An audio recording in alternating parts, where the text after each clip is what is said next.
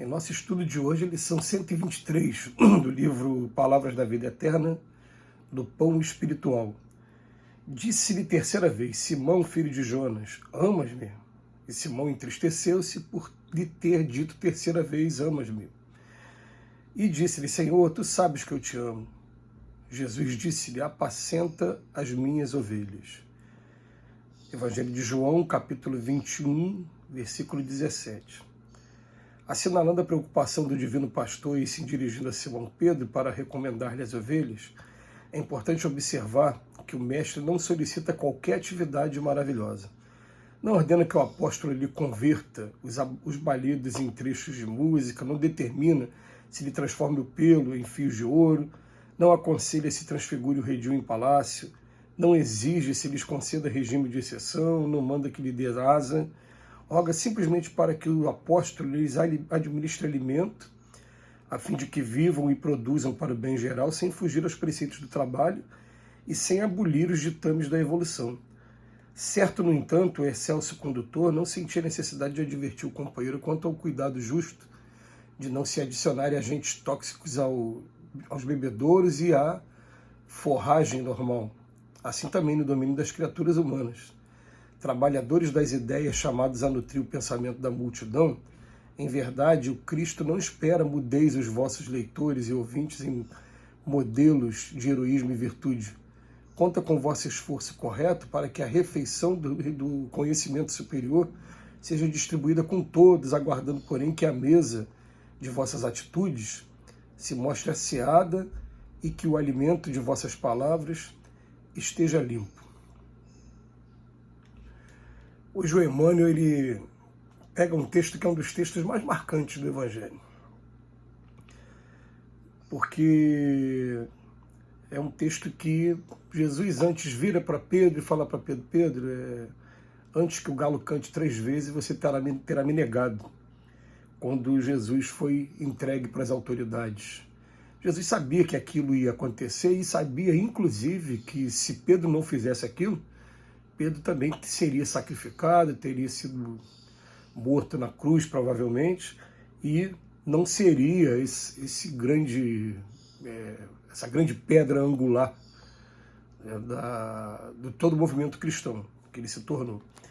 Ele fala aquilo para Pedro e depois que acontece o martírio, que ele aparece em espírito para os discípulos, provando a imortalidade da alma, a primeira coisa que ele faz é ir na direção de Pedro e perguntar 3 vezes para Pedro se o Pedro o ama, e ele fala: mestre, o senhor sabe que eu te amo. Quando ele fala a terceira vez, o galo canta também. Pedro chora naquele momento, entende que está sendo uma oportunidade dada pelo mestre.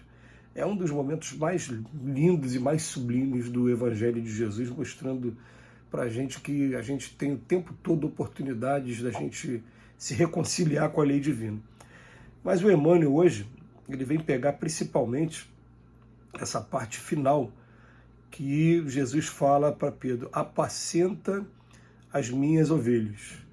E o Emmanuel vem trazer assim para todos nós, a gente se enquadra nisso de certa maneira, porque para todos nós que a gente está aqui fazendo a proposta de estar divulgando e procurando estudar, procurando refletir nos textos evangélicos.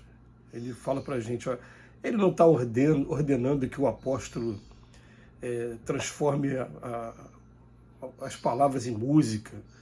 E é engraçado que ele fala dessa maneira. A gente sabe o quanto é difícil você compor uma música a partir de um poema já feito. Porque normalmente a música ela vai ter um determinado número de notas.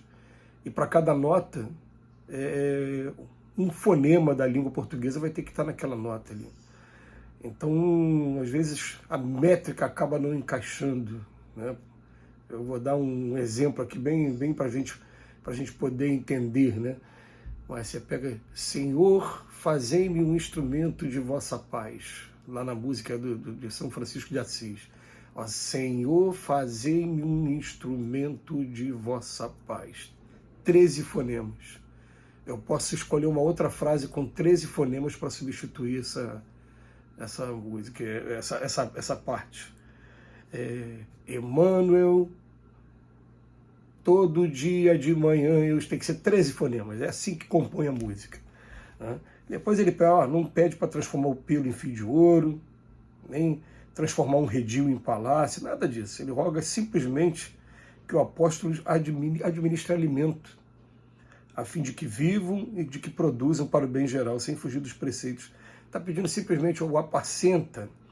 É claro que vem da palavra paz também, mas a gente está botando essa palavra apacenta de uma maneira muito mais ampla. O que ele está querendo assim? Alimento e o alimento de maneira geral, então alimento tanto o físico como o espiritual. Vamos lembrar que a Casa do Caminho, que foi o primeiro movimento cristão do mundo, foi logo depois que Jesus teve o seu martírio e que Pedro tem esse momento aí de 3 vezes, né, dizer que o ama. Foi fundada a Casa do Caminho junto com Tiago.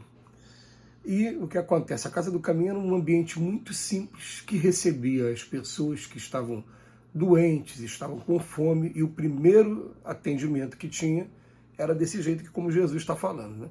Era receber a pessoa, levar comida para a pessoa, dar o remédio.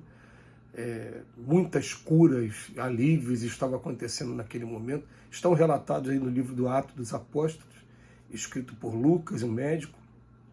E depois disso, levar principalmente o alimento espiritual, que está sendo o alimento da palavra, do estudo, da reflexão.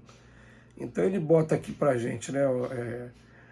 Certo, no entanto, o excelso condutor não sentia necessidade de advertir o companheiro quanto ao cuidado justo de não se adicionarem agentes tóxicos aos bebedouros e à forragem normal, nada disso. Assim também no domínio das criaturas humanas. O que ele convida a gente é que a gente seja isso aqui, ó. Trabalhadores das ideias, chamados a nutrir o pensamento da multidão em verdade. O Cristo não espera que mudeis ninguém. Ele só espera que a gente consiga estar levando de maneira igual para todas as pessoas as ideias e a reflexão em cima do seu evangelho. Vamos pensar no que ele está querendo dizer aqui para a gente. Nós ficamos durante muitos séculos com o evangelho escrito em forma de parábolas, e se não fosse assim não teria resistido a tanto tempo. O homem já poderia ter arrumado uma maneira de desvirtuar todo o ensino. Mas foi escrito em parábolas e chegou até os dias de hoje. O que a doutrina espírita faz? A doutrina espírita vem tirar essas parábolas para que todo mundo possa entender. Então, não só no Evangelho segundo o Espiritismo, mas principalmente o trabalho que Emmanuel faz através desses 9 livros que a gente está analisando. Emmanuel vai pegar o versículo bíblico e depois vai trazer a sua interpretação de maneira que a gente já fica aí a dica para cada um. Se você pegar, por exemplo, um simples versículo, às vezes ele está comentado em 2, 3, 4 livros, ou mais de uma vez no mesmo livro, trazendo várias interpretações. Ele está jogando para o campo das ideias. E outra coisa, ele está falando, não espera que você vai mudar os leitores e ouvintes em modelos de heroísmo e virtude, não. Tá? Não é isso, não.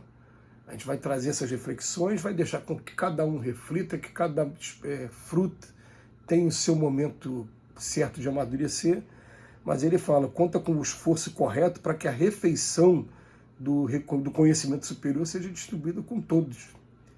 Aguardando, porém, que a mesa de vossas atitudes, olha que coisa legal, né? Pelo menos a nossa aqui, ó, a mesa de minhas atitudes esteja asseada e o alimento das minhas palavras esteja limpo. O que ele vem dizendo para a gente, né? Aqueles que se aventuram a falar sobre o Evangelho, que as nossas atitudes dentro do Evangelho sejam a regra e que o alimento das minhas palavras esteja limpo. Então ele vem dizer assim, principalmente para aquele que se propõe a fazer esse estudo, esse trabalho. A gente tem que tomar muito cuidado com as nossas atitudes. Entra naqueles velhos estudos que a gente já fez sobre o Emmanuel. Se a gente esperar a perfeição para que isso aconteça, a gente não vai sair nunca da inércia. Mas a partir do momento que a gente inicia a preocupação daquele que está divulgando a boa nova, deve ser constantemente com seu burilamento, deve ser constantemente com suas atitudes perante o Evangelho. Que Jesus nos abençoe hoje e sempre.